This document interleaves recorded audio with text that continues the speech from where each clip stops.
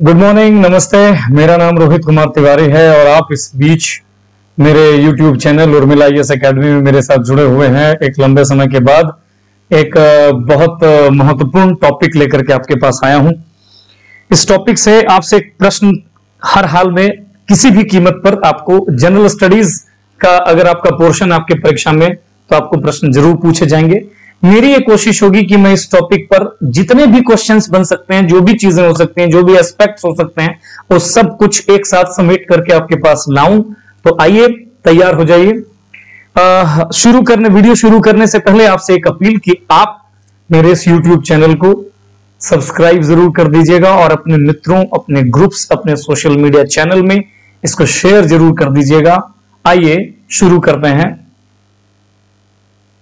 तो आप देख सकते हैं हम लोगों को पंचवर्षीय योजना पढ़ना है। भारत में आर्थिक नियोजन की पृष्ठभूमि, इसका जो पहला डायमेंशन है, तो पॉइंट आउट करके मैं बता दे रहा हूं। सबसे पहला नंबर पॉइंट, विश्वेश्वरैया योजना। ठीक है ना। विश्वेश्वरैया एक तरीके से एक इंजीनियर थे अपने टाइम के। मैसूर राज्य के पूर्व दीवान भी थे और इनकी एक पुस्तक आई है, the planned economy of India. The planned economy of India, है ना। यानी ये डेमोक्रेटिक कैपिटलिज्म एक तरीके से लोकतांत्रिक पूंजीवाद का को इस बीच बढ़ावा दे रहे हैं। लेकिन the planned economy of for India यानी भारत की अर्थव्यवस्था के लिए प्लानिंग को लेकर के, योजना के महत्व को लेकर के ये बड़ा आशान्वित थे और उन्होंने लाया है। तो कई बार ये प्रश्न बनता है कि प्लान्ड इकोनॉमी ऑफ इंडिया किसकी किताब है। उसके बाद फिक्की है ना। फिक्की ने भी एक प्रस्ताव दिया और इसने योजना आयोग के सुझाव का प्रस्ताव दिया था फिक्की ने, याद रखिएगा। फिर कांग्रेस प्लान आया 1938 में। क्या किया गया, देखिए 38 में जैसे ही सुभाष चंद्र बोस कांग्रेस के अध्यक्ष बनते हैं और एक राष्ट्रीय योजना समिति का गठन किया जाता है जिसके अध्यक्ष होते हैं नेहरू, है ना, जवाहरलाल नेहरू। याद रखिएगा, राष्ट्रीय योजना समिति के गठन सुभाष चंद्र बोस की अध्यक्षता के दौरान हुआ, लेकिन इस राष्ट्रीय योजना समिति के जो अध्यक्ष हैं वो जवाहरलाल नेहरू जी हुए। और 1948 में इस समिति ने अपनी रिपोर्ट पेश की। आगे अगला पॉइंट, बॉम्बे प्लान। बॉम्बे के कुछ उद्योगपतियों ने मिलकर के, लगभग 8 उद्योगपति थे इसमें, ठीक है, 8 उद्योगपतियों ने मिलकर के एक प्लान दिया था जिसको बॉम्बे प्लान कहा गया 1944 में। फिर 1944 में ही भारत में योजना एवं विकास विभाग, याद रखिएगा, योजना एवं विकास, प्लानिंग एंड डेवलपमेंट जो डिपार्टमेंट है उसका गठन 1944 को हुआ। जन योजना लाया गया, पीपल्स प्लान जिसको कहा गया 1944 में ही एमएन रॉय के द्वारा। एमएन रॉय उस दौर के एक बहुत बड़े साम्यवादी नेता और ये साम्यवादी प्रणाली के समर्थक थे। इन्होंने पीपल्स प्लान को समर्थन किया। तो प्रश्न आपसे बन सकता है कि जन योजना किसने प्रस्तावित किया, ठीक है ना, या बॉम्बे प्लान कब आया, किसने किया। उसके बाद जो प्लानिंग का जो गांधीवादी योजना है वो 1945 में एक बहुत बड़े गांधीवादी नेता श्रीमान नारायण अग्रवाल इनका नाम, इन्होंने पेश किया था। यह भी प्रश्न पूछा जा सकता है। फिर सर्वोदय जो योजना है, सर्वोदय प्लान, इसको 1950 में जयप्रकाश नारायण के द्वारा प्रस्तावित किया गया था। तो कई सारे पॉइंट्स यहां से आप देख सकते हैं पहले स्लाइड में प्लान्ड इकोनॉमी ऑफ इंडिया किसने किया, विश्वेश्वरैया। योजना आयोग का सुझाव फिक्की ने दिया। राष्ट्रीय योजना समिति कांग्रेस के बैनर तले हुआ था जिसने 1948 में अपनी रिपोर्ट दी थी। इसके अलावा बॉम्बे प्लान आया। फिर योजना और विकास विभाग का गठन 1944 में हुआ। फिर जन योजना यानी पीपल्स प्लान जो एमएन रॉय के द्वारा प्रस्तावित किया गया था, वो इंपॉर्टेंट एक क्वेश्चन बनता है। गांधीवादी योजना को किसने प्रपोज किया था, तो श्रीमान नारायण जी ने किया था। और सर्वोदय योजना को किसने प्रपोज किया 1950 में, तो जयप्रकाश नारायण जी ने किया था। चलिए आगे बढ़ते हैं। अब देखिए भारत में जो पंचवर्षीय योजना है इसका एक तरीके से कहां से, मतलब किस प्रकार से हुआ है। सबसे पहली बात याद रखिएगा कि जो यूएसएसआर की जो नियोजित विकास की जो अर्थव्यवस्था है, अवधारणा है, नियोजित मतलब प्लान्ड डेवलपमेंट की जो कंसेप्ट है, याद रखिएगा कि जो साम्यवादी या समाजवादी देश होते हैं वहीं पर योजनाओं का जोर होता है। ठीक है, जो साम्यवादी या समाजवादी जो देश होते हैं यहां ये एक तरीके से याद रखिएगा ये प्लान्ड डेवलपमेंट पर भरोसा करते हैं, है ना। क्योंकि देखिए साम्यवादी या समाजवादी पे अर्थव्यवस्था पर जो कंट्रोल होता है वो गवर्नमेंट का होता है और जब गवर्नमेंट का कंट्रोल होगा तभी ना प्लानिंग कर पाएंगे, प्लानिंग तभी संभव है। तो याद रखिएगा, तो यूएसएसआर से प्रेरित थी भारत में पंचवर्षीय योजना का जो कंसेप्ट आया। तो 1947 में क्या हुआ है, 1947 में नेहरू की अध्यक्षता में जो आर्थिक कार्यक्रम समिति का गठन किया गया, और इस आर्थिक कार्यक्रम समिति ने एक सुझाव दिया था, याद रखिएगा अच्छे से। इसके सुझाव ने 15 मार्च 1950 को, ये डेट आपको बहुत अच्छी तरह से याद रखना है, 15 मार्च 1950 को योजना आयोग के गठन कर दिया गया। इस योजना आयोग का गठन, प्रथम उपाध्यक्ष कौन थे, तो गुलजारी लाल नंदा थे, और अध्यक्ष कौन होता है, तो प्राइम मिनिस्टर इसके पदेन अध्यक्ष होते हैं। यहां ये बात याद रखिएगा कि ये जो योजना आयोग लाया गया है वो एक मंत्रिमंडल प्रस्ताव के द्वारा आया गया है, ठीक है, यानी एक कैबिनेट प्रपोजल के द्वारा आया गया है, यानी ये कोई संवैधानिक संस्था नहीं है, संविधान में इसका कोई जिक्र नहीं है, या सांविधिक संस्था भी नहीं है। सांविधिक संस्था वो होती हैं जिनको संसद के पटल के द्वारा लाया जाता है, तो ऐसा भी नहीं है, ये एक सरकारी प्रस्ताव के द्वारा लाया गया था, इसको कार्यकारी संस्थाएं कहते हैं इनको, ठीक है। आगे देखिए, उसके बाद अगला पॉइंट है, देखिए 6 अगस्त 1952, 6 अगस्त 1952, वेरी इंपॉर्टेंट। तो इसमें लाया गया राष्ट्रीय विकास परिषद को, नेशनल डेवलपमेंट काउंसिल को, एनडीसी को, जो अभी भी है, एनडीसी अभी भी है, ठीक है। तो यहां पे दो डेट आपको बड़ा इंपॉर्टेंटली याद रखना है, 15 मार्च 1950 और 6 अगस्त 1952। 15 मार्च 1950 को प्लानिंग कमीशन और 6 मार्च 1952 को नेशनल डेवलपमेंट काउंसिल। इसके बाद आइए थोड़ा सा देखते हैं कि हमारे यहाँ जो योजना निर्माण की जो प्रक्रिया है वो कैसी है ना, प्लान जो तैयार किया जाता है वो उसका प्रोसेस क्या है। तो होता क्या है, देखिए सबसे पहले हम 1950 से लेकर के 2015 तक 5 ईयर प्लान के दौर में रहे। क्या हुआ है, तो पहले चरण में, फर्स्ट स्टेज में क्या होता है कि जो संसाधन हमारे पास हैं, जो रिसोर्सेज हमारे पास हैं, इनका एक आकलन किया जाता है, और उसके बाद उन संसाधनों के आधार पर हम अपनी प्रायोरिटीज को सेट करते हैं कि क्या जरूरी पहले और क्या बाद में है, और ये काम करता है प्लानिंग कमीशन करता रहा था, ठीक है ना।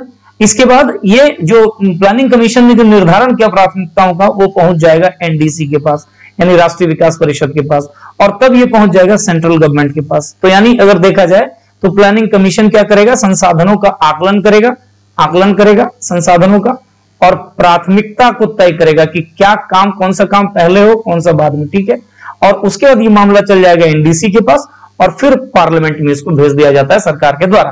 तो ये एक प्रोसेस था, है ना, योजना निर्माण का। चलिए, प्रश्न कुछ भी पूछा जा सकता है, इसलिए मैं एक कंप्लीट पैकेज देने की कोशिश कर रहा हूं आपको। यहां आइए, ये हमारी संस्था है उर्मिला आईएएस एकेडमी, आप इसमें जुड़ सकते हैं ऑफलाइन ऑनलाइन दोनों मोड पर, ऑफलाइन प्लस ऑनलाइन, है ना। ऑनलाइन आप उर्मिला क्लासेस के, ये जो बैनर आप देख रहे हैं, उर्मिला क्लासेस के नाम से आप ऐप डाउनलोड कर सकते हैं, आप जाकर के प्ले स्टोर में, है ना, प्ले स्टोर में आप डाउनलोड कर सकते हैं। ऑलरेडी इसमें भी इस वक्त एक कोर्स चल रहा है झारखंड जीएस का, झारखंड जीएस का एक कोर्स चल रहा है, आप उसमें एंटर कर सकते हैं, उस कोर्स को खरीद सकते हैं, ठीक है, बहुत ही मिनिमम फीस में उपलब्ध है ये कोर्स। चलिए, तो पंचवर्षीय योजनाओं को देखते हैं। तो देखिए, सबसे पहले देखिए नियोजन के प्रकार, यानी टाइप्स ऑफ प्लानिंग। तो अलग अलग प्रकार होते हैं, जैसे राज्य और बाजार, स्टेट और मार्केट के जो बीच रिलेशन होता है, उसके बेस पे दो प्रकार की प्लानिंग, एक तो आदेशात्मक, एक निर्देशात्मक। आदेशात्मक मतलब पूरी तरीके से मान के चलिए स्टेट का दबदबा है, राज्य का दबदबा है। निर्देशात्मक मतलब राज्य एक रेगुलेटर की भूमिका निभाएगा, केवल कुछ निर्देश जारी करेगा कि इन निर्देशों को ध्यान में रखते हुए आप अपना काम करिए, ठीक है ना। तो ये आमतौर पर मान के चलिए कि जो समाजवादी या साम्यवादी जो अर्थव्यवस्थाएं होती हैं, वहां पर आदेशात्मक आपको ज्यादा दिखेगा। जो मिश्रित अर्थव्यवस्थाएं होती हैं, मिश्रित अर्थव्यवस्थाएं जैसे भारत में मिक्स्ड इकोनॉमी, वहां पर आपको क्या मिलेगा, तो निर्देशात्मक मिलेगा, जो इसमें निर्देश देने तक सीमित रहता है राज्य की भूमिका। फिर प्रक्रिया के आधार पर देखिए, तो प्रक्रिया के आधार पर केंद्रीकृत और विकेंद्रीकृत, यानी सेंट्रलाइज्ड एंड डिसेंट्रलाइज्ड। सेंट्रलाइज्ड कहने का मतलब ये जो है कि योजना निर्माण से लेकर के योजना क्रियान्वयन में सेंट्रल एजेंसी, एक ऊपर से कोई संस्था की भूमिका होती है।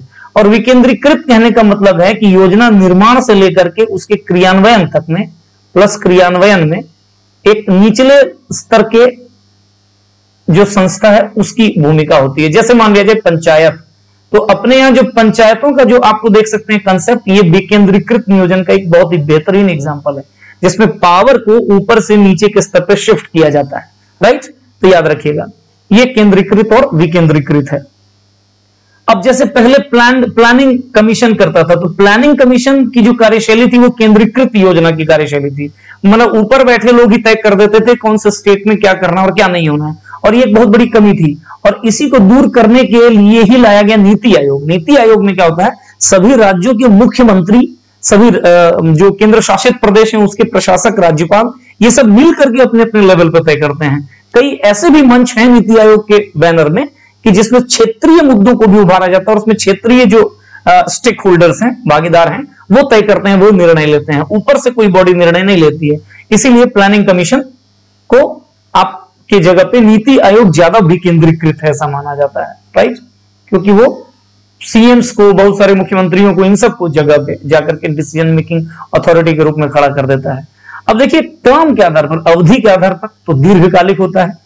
आमतौर पर राष्ट्रीय जनसंख्या नीति जो आया 2000 में वो दीर्घकालिक, या विजन 2020 जो आया। अभी नीति आयोग जो है वो 15 वर्षीय विजन डॉक्यूमेंट, दृष्टिपत्र है ना, 15 ईयर विजन डॉक्यूमेंट पे चल रहा है, यानी 5 वर्षीय योजनाओं का जो अपना तौर तरीका था उसको खत्म कर दिया गया है। तो अभी फिलहाल जो है हम लोग दीर्घकालिक योजनाओं को लेकर के बढ़ रहे हैं। एक होता है अनवरत, जिसको आप रोलिंग प्लान भी कहते हैं, ये 1978 में लाया गया था, याद रखिएगा। जो हमारा बजट है, बजट जो आता है ना हर साल, तो हर साल आता है, इसलिए इसको अनवरत कहा गया, हमेशा आते रहेगा। तो बजट चूंकि एवरी ईयर आएगा फरवरी में, 1 फरवरी में, तो इसको अनवरत योजना का एक उदाहरण माना जा सकता है। एक होता है अल्पकालिक, शॉर्ट टर्म, इसको 1/3/4 वर्ष की अवधि तक लाया जाता है ना। तो याद रखिएगा 1 से 3 या 4 वर्ष तक की अवधि के लिए लाया जाता है। अच्छा, कार्य क्षेत्र के आधार पर देखिए प्लानिंग कितने प्रकार के होते हैं। तो एक राष्ट्रीय नियोजन होता है, नेशनल प्लानिंग, और एक होता है क्षेत्रीय नियोजन, रीजनल प्लानिंग, ठीक है, तो याद रखिएगा। अब आते हैं हम लोग कि पहली पंचवर्षीय योजना से शुरू करते हैं कि किस तरीके से, और क्वेश्चंस हर एक लाइन में एक एक क्वेश्चन है। सबसे पहले फर्स्ट 5 ईयर प्लान आया कब, तो 1951 से 56 तक के दौरान आया, राइट।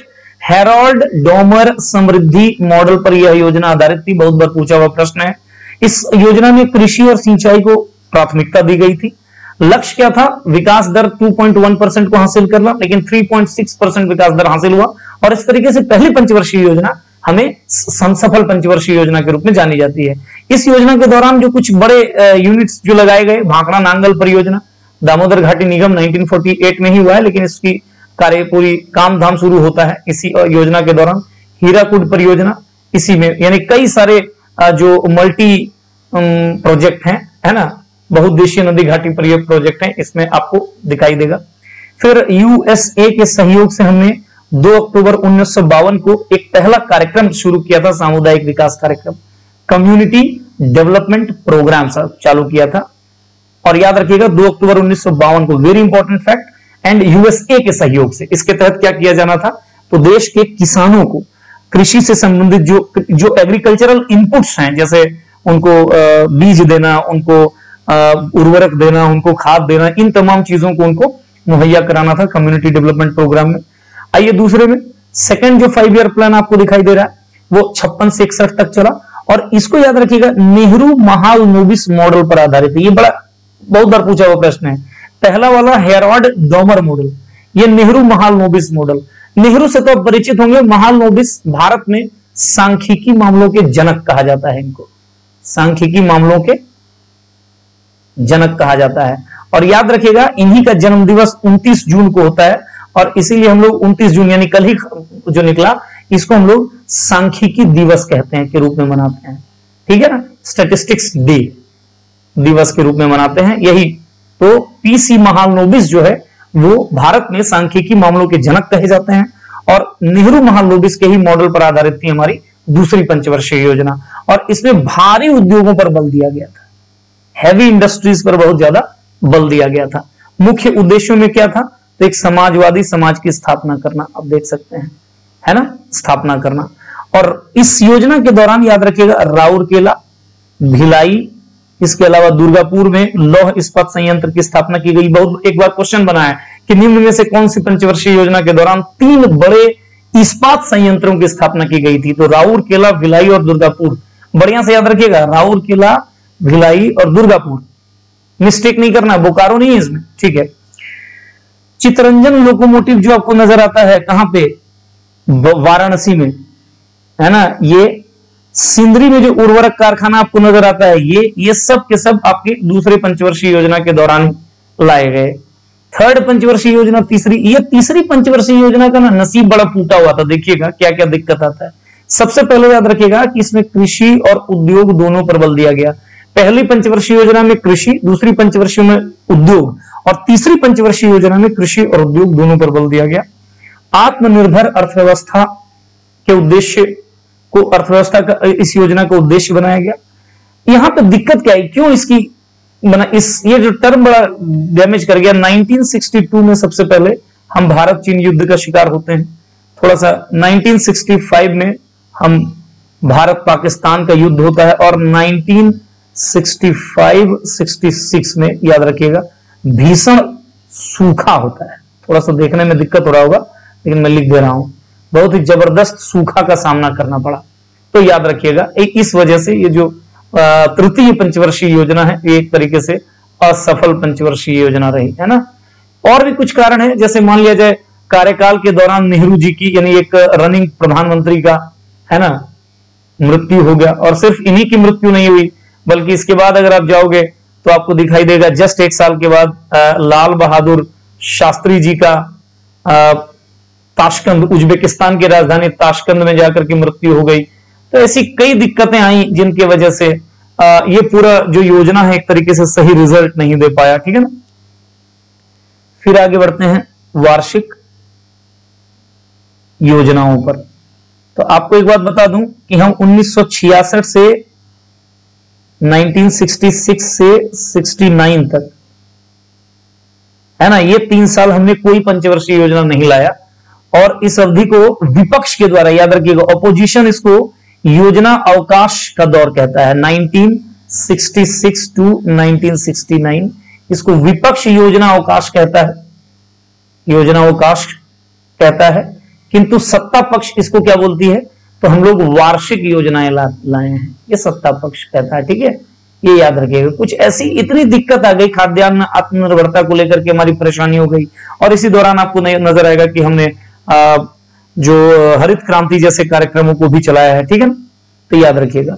तो वर्ष 1966 में, 1966 में इसी योजना के दौरान हरित क्रांति को हमने लॉन्च किया था, ग्रीन रिवॉल्यूशन को हमने लॉन्च किया था। वेरी इंपॉर्टेंट, याद रखिएगा। चलिए आगे बढ़ता हूं। अब देखिए चौथी पंचवर्षीय योजना, फोर्थ 5 ईयर प्लान, जो 1969 से 74 के तक चला है। इसमें क्या हुआ है, सबसे पहले इसका प्रारूप तैयार किया है डीआर गाडगिल ने, ठीक है। और क्या है, तो अशोक रुद्र और एलएस मान्य द्वारा तैयार ओपन कंसिस्टेंसी मॉडल पर यह आधारित थी।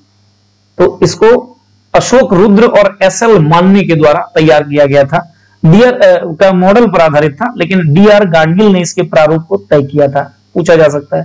और इस योजना का उद्देश्य था स्थिरता के साथ विकास, डेवलपमेंट विथ स्टेबिलिटी। इस योजना अवधि में ही 14 वाणिज्यिक बैंकों का राष्ट्रीयकरण किया गया, याद रखिएगा। इंदिरा गांधी का यह कार्यकाल है। और 1974 में भूमिगत नाभिकीय परीक्षण किया गया पहली बार, स्माइलिंग बुद्धा के नाम से हम पहली बार परमाणु परीक्षण किए। नाम क्या था, तो स्माइलिंग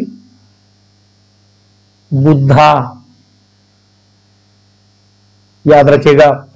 परिवार नियोजन कार्यक्रम भी इसी योजना के में लागू किया गया था। फैमिली प्लानिंग, फैमिली प्लान, है ना, जो प्रोग्राम है वो इसी योजना में लाया गया था। तो हमने क्या क्या देखा, एक तो डीआर गाडगिल ने तैयार किया, स्थिरता के साथ विकास इसका लक्ष्य है।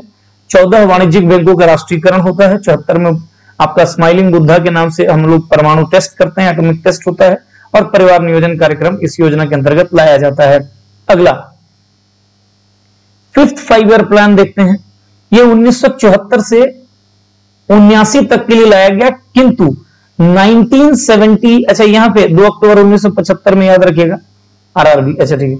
1978 में इंदिरा गांधी हार जब जाती हैं, इमरजेंसी वगैरह खत्म होता है, और फर्स्ट नॉन कांग्रेसी गवर्नमेंट जब आती है, तो क्या कर दिया कि इस योजना को 1 साल पहले ही 1978 में ही बंद कर दिया गया। तो ध्यान रखिएगा, भले ही इस योजना को 1974 से 79 के लिए लाया गया, किंतु योजना आपका बंद हो चुका था 78 में। अब देखिए ये लियोनटिफ के आगत निर्गत मॉडल पर आधारित था। प्रश्न बन सकता है, 5वीं पंचवर्षीय योजना आगत मॉडल, इनपुट आउटपुट मॉडल पर बेस्ड था।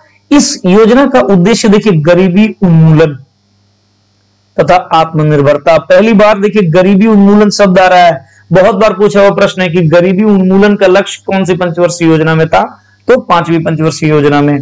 इस योजना में गरीबी उन्मूलन का गरीबी हटाओ का नारा दिया था। गरीबी हटाओ का नारा इंदिरा जी ने दी थी, ठीक है। तो यह भी प्रश्न बन सकता है कि गरीबी हटाओ का नारा कौन सी योजना के तहत दिया गया। खाद्यान्न भंडार और पीडीएस का विस्तार भी इसी योजना के तहत किया गया है। याद रखिएगा 1975 में 20 सूत्री कार्यक्रम को प्रारंभ किया गया है इसी योजना के तहत, ठीक है। फिर एक राष्ट्रीय न्यूनतम आवश्यकता कार्यक्रम लाया गया 1974 में, और काम के बदले अनाज ये लाया गया है 1977-78 में। जनता पार्टी की सरकार द्वारा 1 वर्ष पहले ही इसको 1978 में समाप्त कर दिया गया, और इसीलिए एक प्रश्न बनता है कि वो कौन सी पंचवर्षीय योजना है जिसको अपने तय कार्यकाल से 1 वर्ष पहले ही समाप्त कर दिया गया था। आंसर होगा 5वीं पंचवर्षीय योजना। आइए आगे।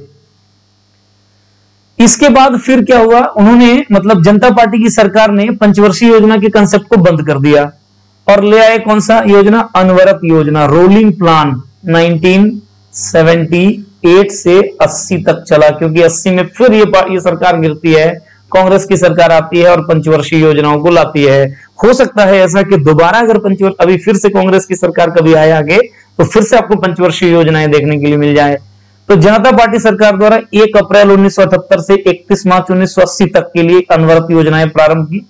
प्रतिपादन यानी अनवरत योजना का कंसेप्ट किसने दिया, गुन्नार मेडल। गुन्नार मेडल कई बार पूछा गया है, तो देख लीजिएगा। भारत में इसको लागू करने का श्रेय किसे दिया जाता है, तो डीटी लकड़ावाला। डीटी लकड़ावाला को भारत में श्रेय दिया जाता है। तो ये 3 पॉइंट 1978 से 80 तक रोलिंग प्लान चला, गुन्नार मेडल इसके प्रणेता रहे, और इंडिया में इसको इंप्लीमेंट करने का क्रेडिट डीटी लकड़वाला को दिया जाता है। 6th 5 ईयर प्लान अगर आइए, 6ठी पंचवर्षीय योजना 1980 से 85 के दौर में, तो क्या हुआ है, 79 से लेकर के 80 तक को हमने योजना अवकाश माना जाता है भारत में, ठीक है। देखिए 6ठी जो है वो आगत निर्गत मॉडल पर आधारित है, आउटपुट इनपुट मॉडल पर आधारित है। पहली बात, इस 6ठी योजना के दौरान ही एकीकृत ग्रामीण विकास कार्यक्रम IRDP को लाया गया था, इंटीग्रेटेड रूरल डेवलपमेंट प्रोग्राम को लाया गया था। ये सब बड़ी ट्रेंड रहा है कि किस योजना के तहत कौन सी स्कीम लाया गया। फिर राष्ट्रीय ग्रामीण रोजगार कार्यक्रम को लाया गया।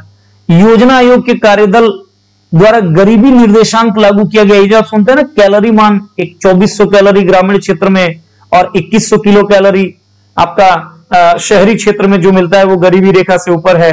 वो योजना आयोग के कार्यदल के द्वारा किया गया था, जो कि 6ठी पंचवर्षीय योजना के दौरान ही हुआ है। तो ये सब भी अच्छा पॉइंट है। अच्छा, इसके अपने 6 बैंकों का राष्ट्रीयकरण दोबारा 1980 में होता है, वो भी 6ठी पंचवर्षीय योजना के दौरान। यानी कुल मिलाकर के 14 और 20 बैंकों का राष्ट्रीयकरण हो गया। 12 जुलाई 1982 को नाबार्ड कृषि के क्षेत्र के लिए या प्राथमिक क्षेत्र के लिए जो साख की सर्वोच्च संस्था है नाबार्ड, उसको 12 जुलाई 1982 को लाया गया। अब आइए 7वीं पंचवर्षीय योजना में, तो जो 85 से 90 के बीच चला है, आइए देख लेते हैं। अच्छा, 1982 में एक्सिम बैंक यानी एक्सपोर्ट इंपोर्ट बैंक, आयात निर्यात बैंक भी लाया गया है, याद रखिएगा। 7वीं पंचवर्षीय योजना एक लॉन्ग टर्म विकास व उदारीकरण पर बल दिया गया है। इंदिरा आवास योजना लाया गया है, इसमें जवाहर रोजगार योजना लाया गया है, नेहरू रोजगार योजना लाया गया है।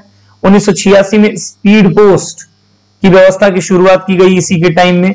1988 में सेबी को स्थापना किया गया 7वीं पंचवर्षीय योजना के दौरान, और प्रोफेसर राज कृष्णा ने इस योजना को हिंदू वृद्धि दर के रूप में परिभाषित किया है।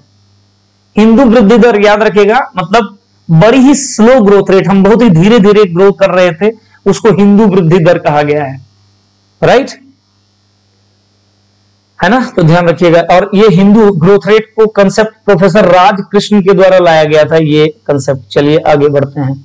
8वीं पंचवर्षीय योजना जो 92 से 97 तक चली, तो उदारीकरण के पश्चात हमने याद रखिएगा 1990 में हम LPG को अपना लिए, जिसको आप आर्थिक सुधार भी कहते हो, यानी उदारीकरण, निजीकरण और वैश्वीकरण।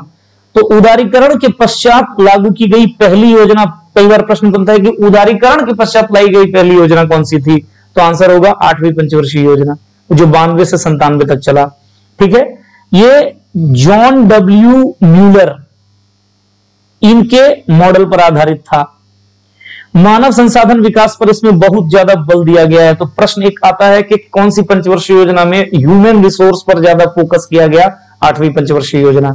राव मनमोहन मॉडल भी को स्वीकार किया गया है। इसी समय आपको नरसिम्हा राव मिलेंगे, भारत के प्रधानमंत्री, और मनमोहन सिंह जी की यही से आपको कारगुजारी देखी जाएगी, देखे जा सकते हैं। ये जो आर्थिक सुधार जो 1990 में हमने अपनाया है, उसमें ही मनमोहन सिंह का अपना एक बहुत बड़ा योगदान रहा।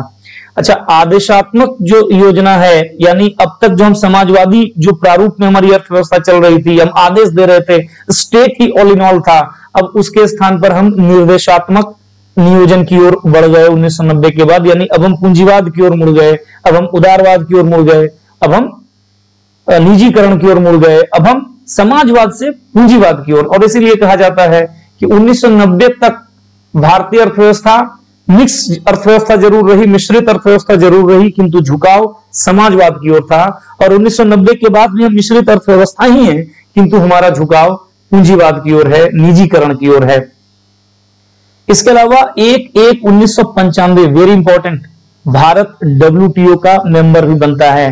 तो याद रखना यह है कि भारत WTO का मेंबर कब बना, तो 8वीं पंचवर्षीय योजना के दौरान। अच्छा, उदारीकरण या आर्थिक सुधार के बाद की पहली पंचवर्षीय योजना कौन सी है, तो 8वीं। और एक प्रश्न बनता है कि हमने उदारीकरण को कौन सी पंचवर्षीय योजना के दौरान अपनाया, तो 7वीं। इस तरीके से प्रश्न बनता है। यहाँ पे 2 साल फिर कोई भी प्लान नहीं आ रहा, आप देख रहे हैं ना, यानी 90 से लेकर के 92 तक, 90, 91, 92, और इसी बीच हमने आर्थिक सुधारों को अपनाया है। ठीक है, एक बहुत बड़ा चेंज के दौर से भारतीय अर्थव्यवस्था गुजर रहा था। हमारी स्थिति एकदम दयनीय हो चुकी थी, और एक बहुत बड़े जब चेंज होता है ना, तो थोड़ा सा जो हमारी रूटीन वर्क जो होता है उसको स्टॉप करना होता है। ठीक उसी तौर पर आप देख सकते हैं कि पंचवर्षीय योजना यहां भी 2 वर्ष के लिए आपको नहीं दिखेगा। फिर ये देखिए वार्षिक योजना 90 से 92 के दौरान फिर चलाई गई है ना, पंचवर्षीय योजना लागू नहीं की जा सकी। और सीडबी की स्थापना, स्मॉल इंडस्ट्रियल डेवलपमेंट, जो बैंक ऑफ इंडिया की स्थापना की गई 91 में, हमने आर्थिक सुधार लिया। यानी आर्थिक सुधार पूछेगा तो किसी भी पंचवर्षीय योजना के दौरान नहीं, हम वार्षिक योजनाओं के दौरान हमने लाया। फिर 9वीं पंचवर्षीय योजना जो 1997 से 2002, ये है एनडीए का शासनकाल, और ये अटल बिहारी वाजपेयी का शासनकाल। इसमें सामाजिक न्याय, समानता और आर्थिक वृद्धि पर बल दिया गया है। स्वर्ण जयंती शहरी रोजगार योजना आपको 1997 में मिलेगा। ठीक है, फिर जवाहर ग्राम समृद्धि योजना 1990 में मिलेगा। और क्या है, आपको प्रधानमंत्री ग्रामोदय योजना आपको मिलेगा एक इसी बीच। फिर 10वीं पंचवर्षीय योजना पर आइए, तो 2002 से 2007 के बीच आया है। ठीक है ना, जस्ट वेट, जस्ट वेट जी। तो अब हम बात करेंगे 10वीं पंचवर्षीय योजना की, जो 2002 से 2007 के बीच आया है। ये इसको भी व्यापक आगत निर्गत मॉडल पर आधारित माना जाता है, मतलब कॉम्प्रिहेंसिव इनपुट आउटपुट मॉडल पर। लक्ष्य इसका 8% था, किंतु मिला हमें 7.5% हम अचीव किए।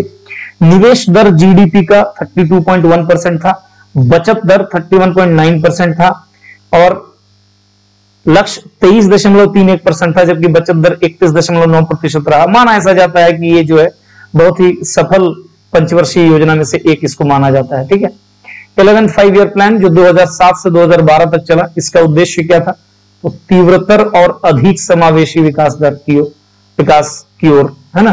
तो जीडीपी ग्रोथ रेट 7.9%, टारगेट था 9%। कृषि क्षेत्र में औसत वृद्धि दर 3.7% हुआ, जबकि लक्ष्य था 4%। 12वीं पंचवर्षीय योजना ये 2012 से 17 में उद्देश्य क्या था, तो तीव्रतर और संपोषणीय विकास, मतलब और अधिक तीव्र और संपोषणीय, यानी यहां से आप ले सकते हैं संपोषणीय मतलब सस्टेनेबल डेवलपमेंट, है ना। सस्टेनेबल, समावेशी मतलब इंक्लूसिव, देख रहे हैं ना, विकास के नए नए आयाम, जो सस्टेनेबल, सतत विकास, समावेशी विकास, इनको अब लक्ष्य के रूप में स्वीकार किया जाने लगा। यह योजना 2 बातों पर एक साथ बल देकर चल रही थी। कौन कौन सा, कि आर्थिक असंतुलन को नियंत्रित करें तथा मंदी के दौर से उबरने का काम कर रही थी। ये 8-9 में आपको पता है एक बहुत बड़ा अमेरिका में सब प्राइम क्राइसिस आया था, उसी के वजह से पूरे विश्व में एक मंदी आई थी। लेकिन भारत की जो उस दौर की जो आर्थिक नीतियां थी वो कहीं ना कहीं हम कह सकते हैं कि भारत को उस वैश्विक मंदी की चपेट में आने से बचा लिया था। एनडीए ने योजना आयोग को समाप्त करने के साथ ही पंचवर्षीय योजना को समाप्त करने की घोषणा की है। ठीक है, कि यानी सरकार जो बदली उसके बाद 2014 में, मैं उसकी बात कर रहा हूं, 2014 में जब मोदी सरकार आई और इसके स्थान पर एक 15 वर्षीय नेशनल डेवलपमेंट विजन को शुरू किया गया। पंचवर्षीय योजना की जगह 15 ईयर विजन डॉक्यूमेंट को लाया गया। और इसी तरीके से कहा जा सकता है कि जो अंतिम पंचवर्षीय योजना है वो 12वीं पंचवर्षीय योजना है। और यह योजना 15 ईयर विजन डॉक्यूमेंट प्रत्येक तीसरे वर्ष पर समीक्षा की जाती है, याद रखिएगा, हर 3 साल पर इस पर एक रिव्यू किया जाता है। तो ये सब बातें आपको जानना चाहिए। अब देखिए एक बात और, मतलब हमने क्या देखा, 12 पंचवर्षीय योजना किस तरीके से, तो 1951 से 1556 में फर्स्ट हुआ, उसके बाद 56 टू 61 में सेकंड आया, फिर आपका 61 टू 66 में थर्ड आया, फिर 69 टू 74 हुआ फोर्थ, फिर 74 से 79 के लिए हुआ फिफ्थ, जिसको एक साल पहले बंद कर दिया गया। फिर आप 79 से नहीं बल्कि यहां पे फिर एक बार स्टॉप हुआ है ना जी, 80 तक या 82 तक, एक सेकेंड, ये इसके बाद हमारा जो है हाँ 80 तक है ना, 78 से 80 ये 2 साल फिर डिस्टर्ब रहा। तो फिर 1980 टू 85 आया जो कि 6th 5 ईयर प्लान आया। फिर आपका 1985 टू 90 ये आया आपका 7th, फिर 2 साल नहीं हो पाया, ठीक है। फिर आपका 1992 से 97 आया 8th, फिर 1997 से 2002 आया 9th, 2002 से आप है ना, 2002 से आप 2007 गए 10th, फिर 7 से 12 गए 11th, और फिर 12 से लेकर के 17 12th, ये इस प्रकार आपको मिलेंगे। बीच में योजना अवकाश बोल दीजिए 66 से 79। यहां पर एक बार देखिए योजना अवकाश कहां कहां मिलता है आपको दिखाई देगा। एक योजना अवकाश आपको यहां मिल जाएगा, डिस्टर्बेंस जो आया, एक बार आपको 78 टू 80 आ जाएगा, और एक बार आपको 90 से 92 आ जाएगा। ये 3 बार में 3 दिक्कतें हो रही हैं, 3 चीजें हो रही हैं, तो ध्यान रखिएगा, ठीक है। और उसके बाद यहां आकर के समाप्त ही कर दिया गया है और नई व्यवस्था को लॉन्च कर दिया गया है। आइए थोड़ा सा नई व्यवस्था पर विचार करते हैं, जैसे नीति आयोग है। तो 1 जनवरी 2015 को इसको स्थापना हुई है, ठीक है। अध्यक्ष प्रधानमंत्री, उपाध्यक्ष होंगे, एक सीईओ होगा, एक संचालन परिषद इसमें होता है जिसको गवर्निंग काउंसिल कहते हैं, जिसमें सभी मुख्यमंत्री और यूटीज के शासक शामिल होंगे, और यही मेन बॉडी होता है, यही मेन बॉडी है। और इसीलिए इसको कहा गया कि ये ऊपर से योजनाओं को थोपेगा नहीं बल्कि सभी राज्यों की सहमति से करेगा। और इसीलिए कहा जाता है कि नीति आयोग जो है वो सहकारी संघवाद को बढ़ावा देता है ना, कोऑपरेटिव फेडरलिज्म को बढ़ावा देता है, ये कहा गया। फिर अधिकतम 5 पूर्णकालिक सदस्य हैं इसमें, और 2 अंशकालिक सदस्य होते हैं, 4 पदेन सदस्य होते हैं जो केंद्रीय मंत्री होता है।